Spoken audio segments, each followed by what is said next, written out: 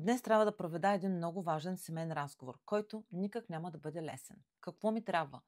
Смелост, за да кажа това, което мисля, защото по време на един такъв разговор, под въздействието на адреналина, имаме един сценарий в главата си, но накрая се получава нещо съвсем различно.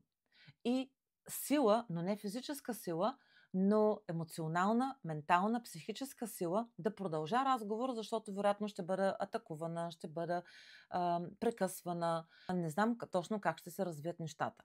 Какво мога да направя в такава ситуация? Отново ще използвам етеричните масла.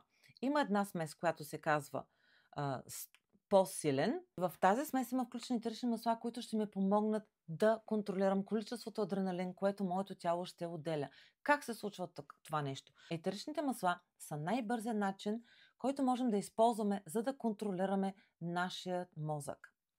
Другата смес, която ще използваме, е смелост. Смелост да повярвам в себе си, че аз ще се справя добре и че нещата ще приключат точно така, както ги виждам. Всъщност, ако аз се концентрирам към крайния резултат, какво искам да постигна в този разговор? Искам да имам хармония в семейството. Защото в едно семейство не е нужно всички хора да се обичат, но е важно всички хора да се уважават.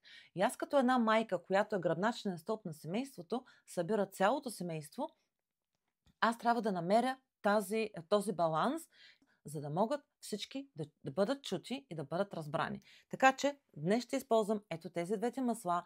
Пишете ми под това видео, изпадали ли сте в подобна ситуация, когато вие сте в средата и трябва да разрешавате семейен проблем. Защото със семейството всъщност е най-трудно. С приятелите е много по-лесно. Ако се скараш с някакъв приятел, казваш майната му и се заминава от живота ти. Но със семейството е много по-различно, защото семейството не се избира, семейството се създава. Така че пишете ми вие как се справяте с трудни ситуации, използвате ли някакви помощни средства. Аз винаги се придържам към моите най-добри приятели, етеричните масла.